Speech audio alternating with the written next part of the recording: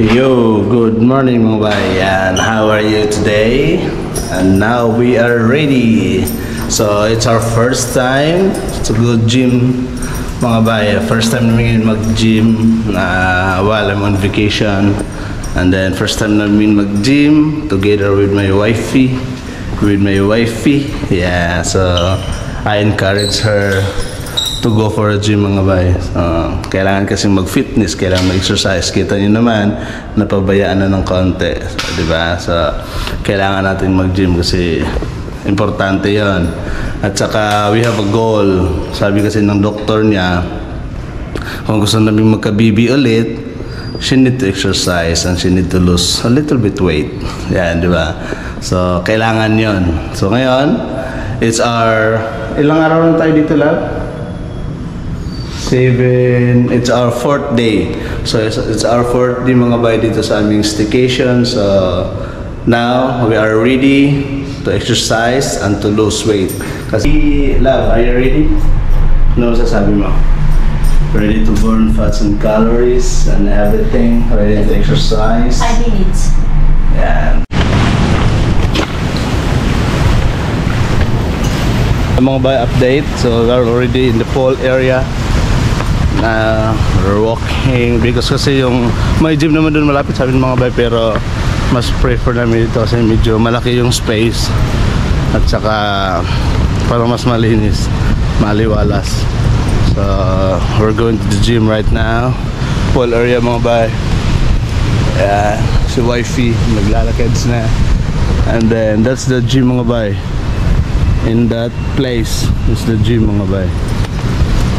And so, I'm so excited kasi makakasama ko yung asawa kong mag-exercise, mag-fitness. Diba? Masarap sa pakiramdam na kasama mo yung kabiyak mo magpalakas. So, paano lab? Let's go. Let's go na mga bay. This is it. Pansit. Isa.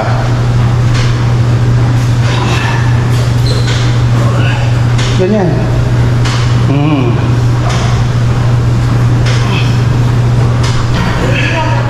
Ganyan.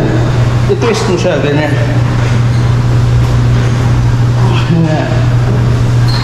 Yeah.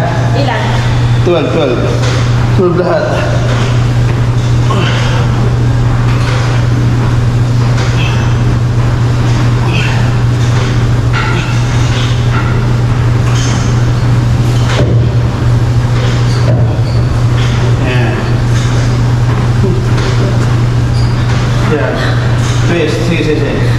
Twist, ganyan. Tapos, dito, kabila. Yan. Tapos, twist. Okay lang yan sa umpisa.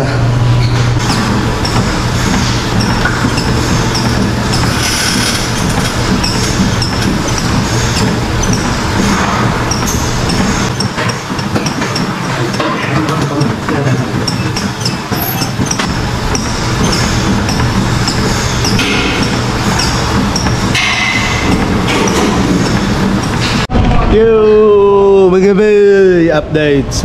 Tapos na kami mga bay, kakatapos lang. So I think swimming naman more than 1 hour lab. Ano? Dito tayo lab para you are always left. Ano mga bay, si Mrs. is happy. So nakapag bicycle siya ng ilang 30 minutes din, ano? 30 minutes bicycle. So sabi niya nag-burn down ng 100 calories, and then after that nag-weight siya ng bicep tricep 2 sets, and then nag-walking siya sa treadmill ng 30 minutes din. So she burned 100 calories again. So she says that she's already thin. Yes. Payat na daw siya agad-agad. Excited, ano, silly, aanghang agad. Yan. Pero mga bayang importante doon is nakapag-exercise, pinagpawisan, hindi lang pinapawisan dahil sa ibang bagay, kundi sa exercise. Di ba, lab? Tama? Lab? Tama? Tama daw. Tamang thumbs up lang. Yan nga mga bay, babalik na kami sa room.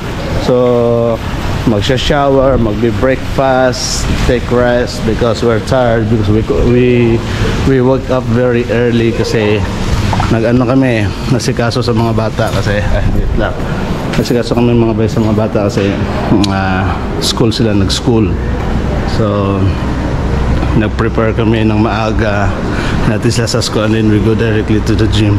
Hello po, good morning.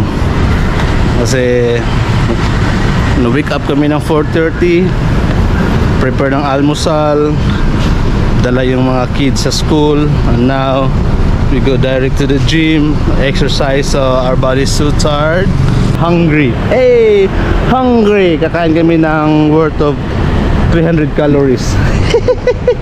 Wala lang din. Yan, dito kami sa Tower 5 mga bay, nagstay. Yan, so pabalik na kami doon at nakapag-breakfast na because Tom Jones na. So yun nga mga bay, nandito na kami sa kwarto. Yan. So nakabalik na kami galing gym. Time to rest na, pahinga na at mag-aalmusal na at maliligo na kasi pawis na pawis. Yun mga bay, ang importante doon is pinagpawisan. Kailangan kasi nating mag-exercise in the daily basis para maging healthy, maging fit, makaiwas sa mga sakit at saka whatsoever kung ano-ano pa. Yun mga bay, sana huwag natin pabayaan ang ating sarili kahit man natural naman tayong uminom. Ay, kasama na sa buhay yan. Basta ang importante, sabayan din natin ng exercise at diet. So paano mga bay? Hanggang dito na lang. Peace!